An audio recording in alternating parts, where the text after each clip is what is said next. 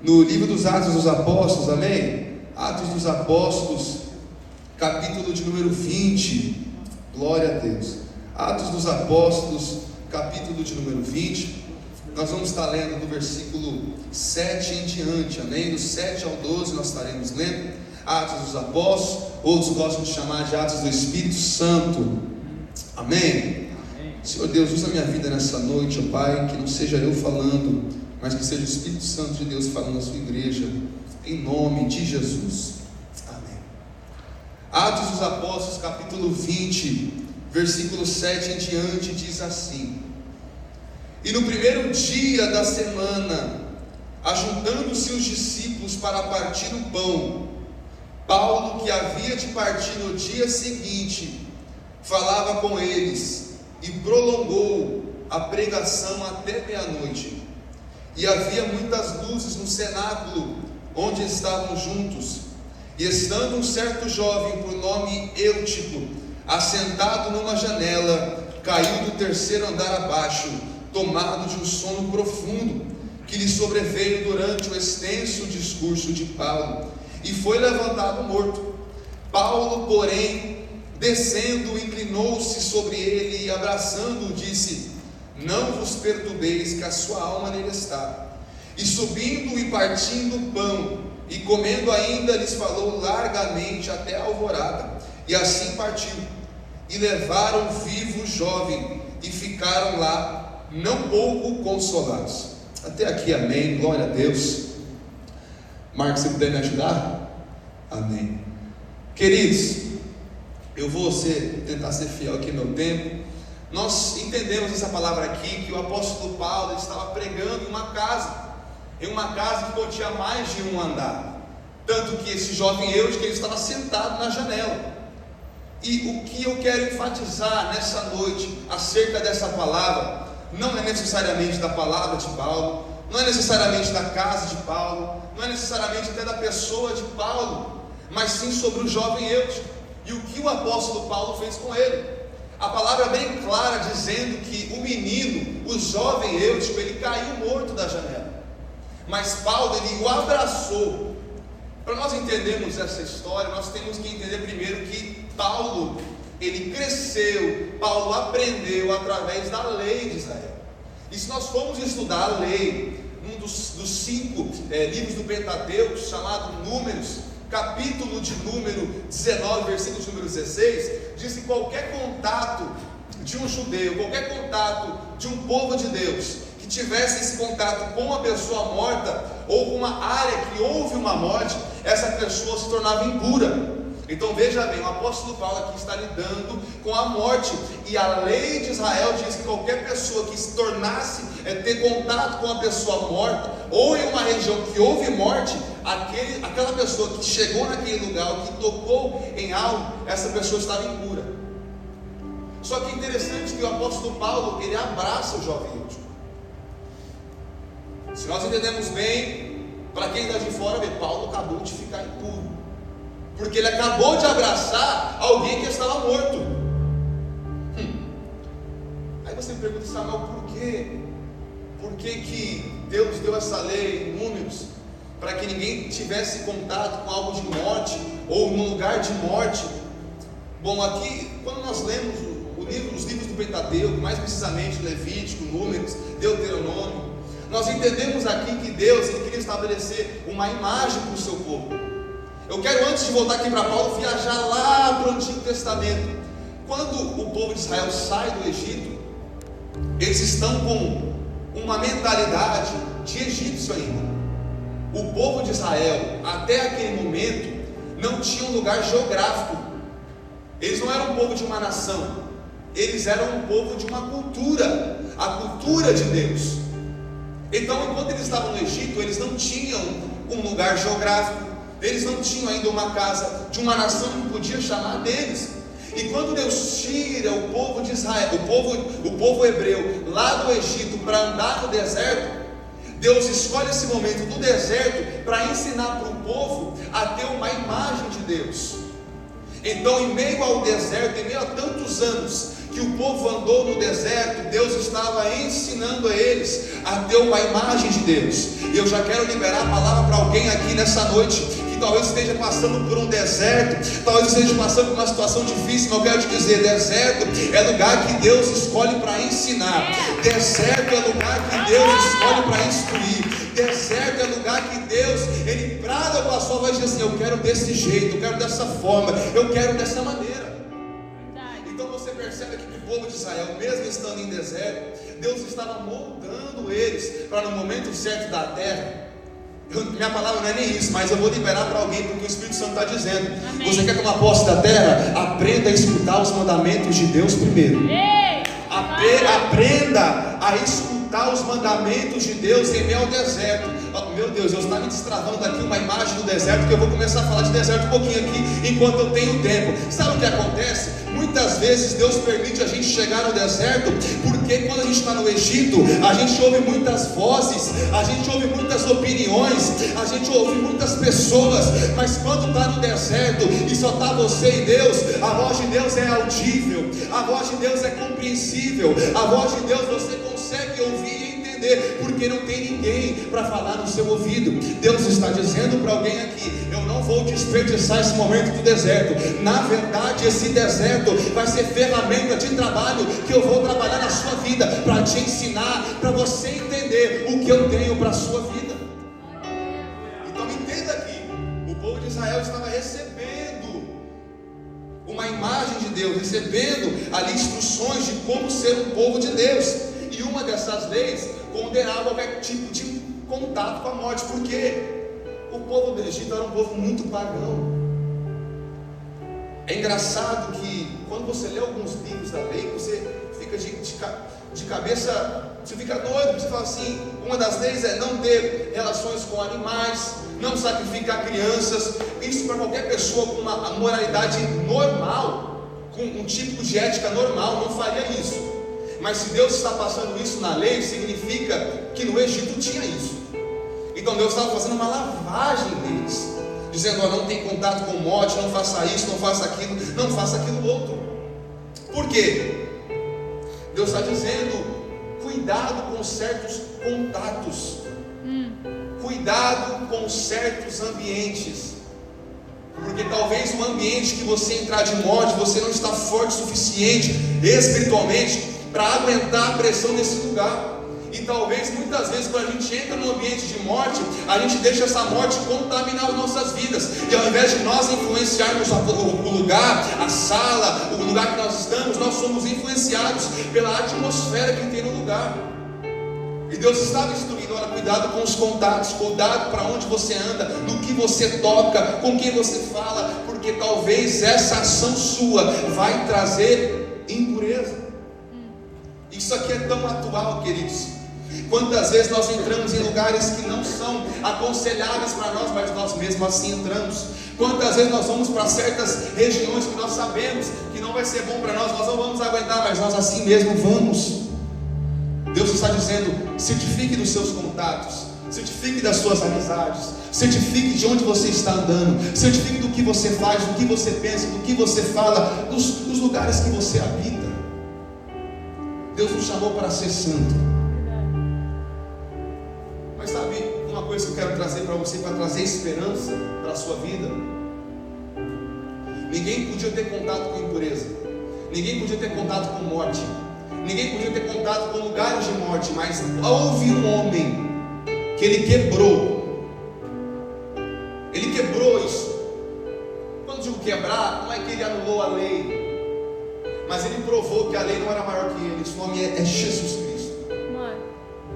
Nós vemos a lei que não podia ter contato com qualquer lugar de morte, nem ao menos chegar perto, nem ao menos encostar. Mas nós encontramos nos evangelhos de Jesus, segundo escreveu Lucas, no capítulo 7, no capítulo 8, Jesus tendo contato com o morto.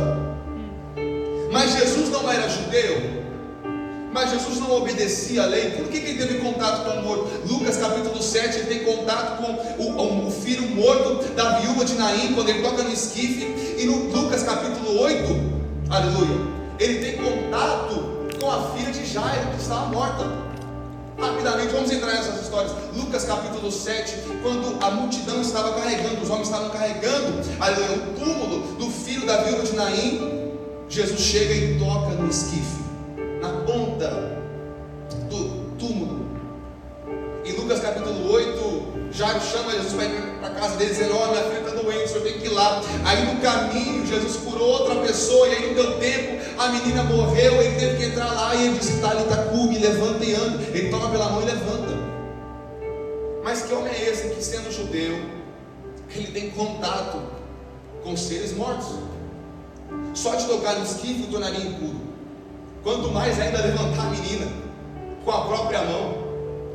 Mas o que eu quero dizer para alguém que veio aqui nessa noite, que enquanto na antiga aliança a imunidade não prevalecia, trazendo em outras palavras, a impureza tomava conta da pureza, na nova aliança Jesus mostrou que quando ele chega, não é a impureza que traz a força, é a pureza que tira toda a impureza e vai limpando. Eu quero dizer para alguém aqui nessa noite que veio adorar, que veio ouvir uma palavra, Jesus está dizendo para o teu coração: aqueles tempos que as pessoas te influenciavam, acabou. Você carrega Jesus, você carrega Jesus. Quem tem que influenciar agora é você. Aquilo que era imoralidade, aquilo que era impureza, aquilo que é pecado não tem mais força contra a sua vida. Agora é os ambientes que você entrar, você vai ser luz, você vai trazer salvação, você vai trazer cura, você vai trazer milagre. A impureza não tem força na presença de Jesus, o pecado não tem força na presença de Jesus, a imoralidade não tem força na presença de Jesus. Quando Jesus chegou, ele só tocou no esquife e o menino levantou. Quando Jesus chegou, Talita cumi, tomou pela mão e ela levantou. Eu quero dizer para você aqui nesta noite, talvez a sua vida parece que já está morta, os seus sonhos estão mortos, a sua esperança está morta, mas Jesus está dizendo: eu estou chegando lá, eu estou chegando na casa, eu estou chegando no sepulcro, eu estou chegando. Queridos, você pensa, o que tem a ver com a história de Paulo? Que esse Jesus que teve contato com impureza e tornou impureza algo puro, esse Jesus teve um encontro com Paulo. Paulo era conhecedor da lei, Paulo era estudioso, Paulo estudou a lei aos pés de Gamaliel, e ele sabia muito bem sobre essas leis de impureza. Mas quando ele tem um encontro com Jesus, ele percebe que esse homem é muito maior do que lei, é muito maior que ordenança, é muito maior que testamento. Esse homem é o Criador dos céus e da terra. E Jesus encontra Paulo e diz: Paulo, por que tu me persegues? Nesse momento Jesus já estava tirando toda a impureza. Jesus já estava dizendo assim: Paulo, você vai parar de perseguir, agora você vai ser perseguido. Agora você vai parar de perseguir e acabar com os cristãos. Na verdade, você vai fazer a comunidade cristã crescer, você vai fazer essa família crescer, porque eu vou te usar para pregar, eu vou te usar para salvar, eu vou te usar para curar. Só que olha o dilema, olha na situação que Paulo se encontrou. Paulo teve um encontro com Jesus, Paulo foi limpo de impureza, Paulo viu esse homem que tira a impureza com seus próprios olhos, e enquanto ele estava fazendo o que Jesus chamou ele para fazer, que era pregar, houve morte. Queridos, é difícil quando a gente está fazendo a vontade de Deus, a gente está no lugar certo, na hora certa, na vontade certa, na obediência de Deus, e mesmo assim as coisas parecem que dão errado. Você se pergunta: mas eu vou aos cultos, eu oro, eu jejuo, eu leio a Bíblia, eu renuncio, eu não faço as coisas erradas, eu tento andar em santidade, mas mesmo assim coisas ruins acontecem. Eu vou te dizer a verdade, eu não posso explicar porque todas as coisas ruins acontecem, mas eu posso te falar que há um homem que pode resolver essas coisas ruins, que se chama Jesus Cristo. Amém. Perceba que o jovem Eutico, ele estava naquela casa, e Paulo, a Bíblia é clara dizendo que Paulo já pregava por muito tempo, e o jovem Eutico, cansado, sentou na janela. E por sentar na janela cansado, ele caiu e morreu. Nós temos aqui alguns pontos a destacar que eu rapidamente vou querer fazer. Primeiro, que lugar de janela não é lugar seguro. Lugar de janela não é lugar seguro. você me explica isso, Samuel, no mundo espiritual? É quando nós estamos num culto desse, com um louvor desse, com a presença de Deus dessa, e nós estamos pensando o que vamos fazer depois, e nós estamos pensando no que vamos fazer amanhã, e nós falamos, eu estou cansado, já são 9h20 da noite, e eu quero já planejar meu dia de amanhã. Eu quero planejar meu dia de domingo. Eu quero planejar a minha semana. Jesus está dizendo para alguém: foca em Jesus nessa noite. Saia dessa janela, porque a palavra que está sendo pregada vai te alcançar. Eu quero pregar para alguém, talvez, que veio como Eutico, que já está cansado. O dia foi difícil, a semana foi difícil. Tem problema na casa, tem problema na escola, tem problema com relacionamentos. E chegou aqui cansado, dizendo: eu estou cansado, eu não aguento mais. Eu não aguento mais ouvir alguém falar. Eu não aguento ouvir ninguém me cantar mais. Eu vou sentar aqui na janela. Deus está dizendo para você, Eutico: saia da janela, porque a palavra que está sendo pregada ainda pode te salvar, ainda pode te restaurar, ainda pode renovar. É por isso que o profeta Isaías disse: aqueles que esperam no Senhor renovarão as suas forças como águia, correrão e não se cansarão, andarão e não se fatigarão. Eu quero dizer para alguém que chegou cansado, querendo desistir nessa noite, Deus está dizendo: eu tenho o renovo que você precisa, eu tenho a restauração que você precisa, eu tenho a força que você precisa. Saia da janela, que o poder da palavra vai te alcançar. O poder da palavra vai te alcançar. Saia da janela, meu filho. E aí, pelo jovem hoje que está na janela, o cansaço toma conta dele e ele cai. Ele cai da janela. E voltando para o dilema, Paulo pregava, e mesmo ele transmitindo vida, houve morte. Enquanto o apóstolo Paulo pregava, ele transmitindo vida, falando da vida, falando daquele que criou a vida, daquele que deu a sua vida por nós, houve ainda assim morte. E a palavra é bem clara. Eu quero dizer para alguém que cuidado, se você está no culto, no corpo físico, mas na sua mente não está. E é interessante que quando o Eutico cai, a Bíblia diz que ele estava morto. Algumas passagens da Bíblia, quando relatam que a pessoa não estava verdadeiramente morta, eles dizem que o homem estava caído como morto. Como por exemplo, a parábola do bom samaritano, aquele homem que estava cansado na parábola, que estava caído na parábola, ele estava como morto, a Bíblia diz. Então ele não estava exatamente morto, ele estava como morto, com aspecto de morto, mas não estava morto.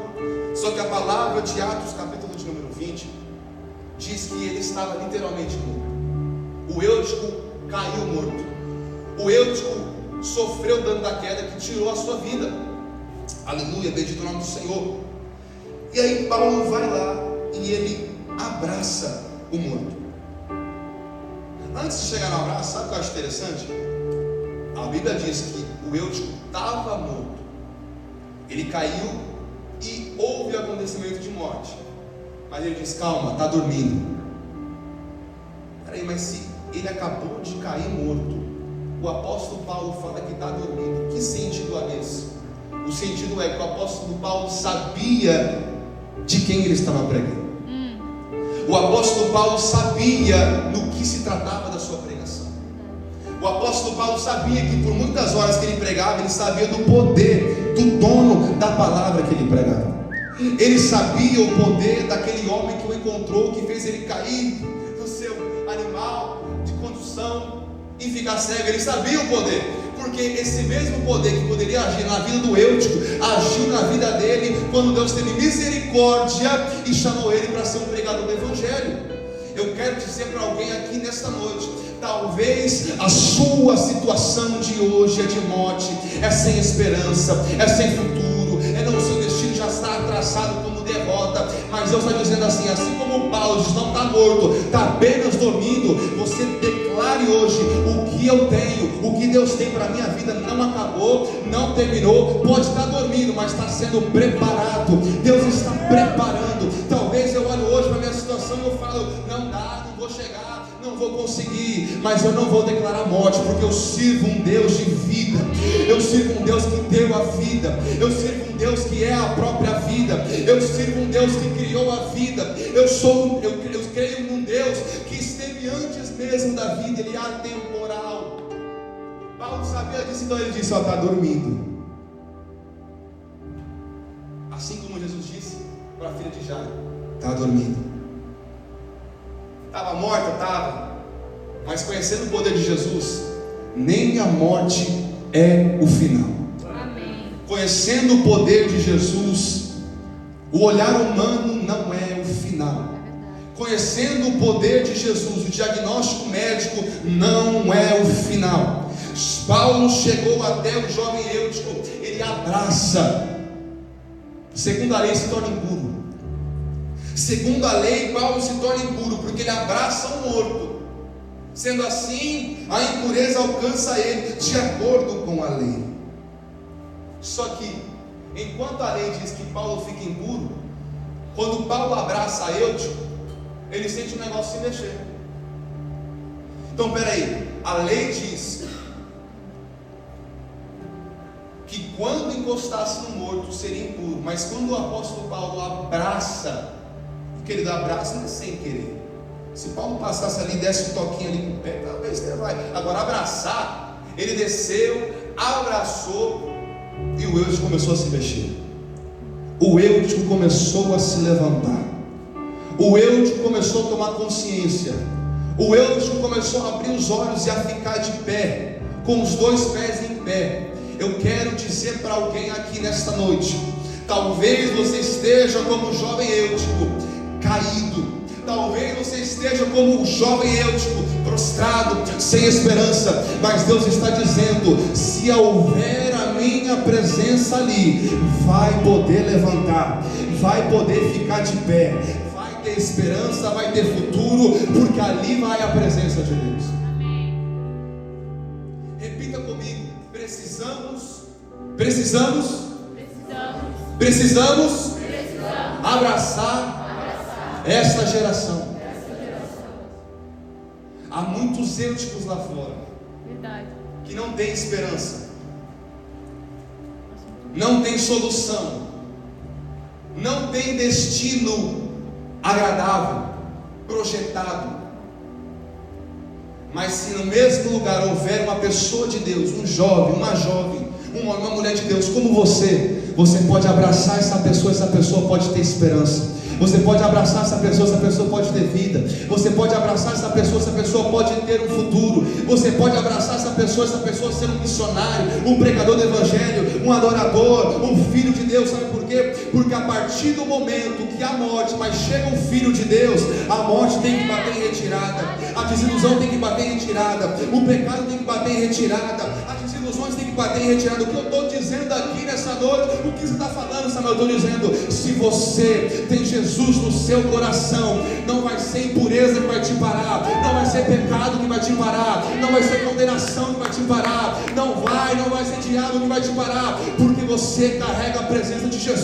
E para quem carrega a presença de Jesus, a vida, quem está entendendo faz assim: deixa eu entender, vocês estão entendendo? Eu estou falando nessa noite que nós podemos abraçar uma geração caída, nós podemos abraçar jovens caídos, nós podemos abraçar famílias caídas, sem esperança, sem futuro, sem estabilidade. Deus está dizendo: eu te escolhi, eu te chamei para abraçar uma geração, para abraçar um povo, na sua escola, na sua cidade, na sua família, no seu trabalho, onde quer que seja. Você foi chamado para fazer a diferença, você foi chamado para trazer vida, você foi chamado para trazer luz, você foi chamado para trazer esperança.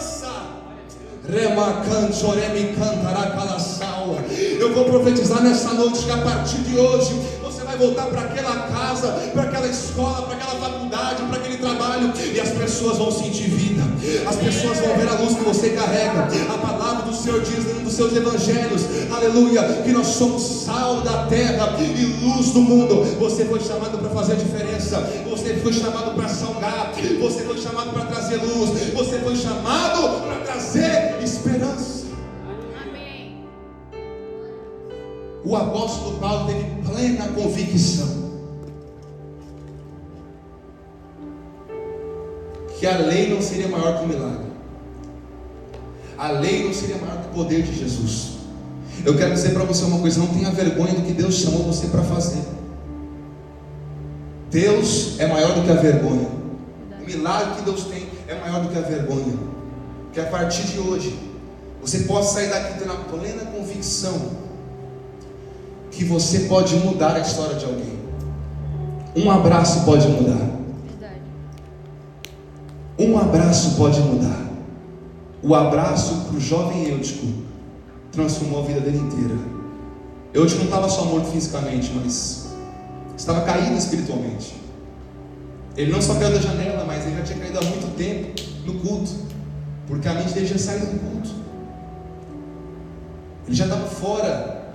Fisicamente não estava morto, mas espiritualmente estava totalmente desconectado. Mas Deus te chamou para conectar pessoas na presença de Deus. Amém. Deus te chamou para ser um agente transformador de pessoas que ligam os lá de fora para dentro, aqueles que estavam lá fora para dentro.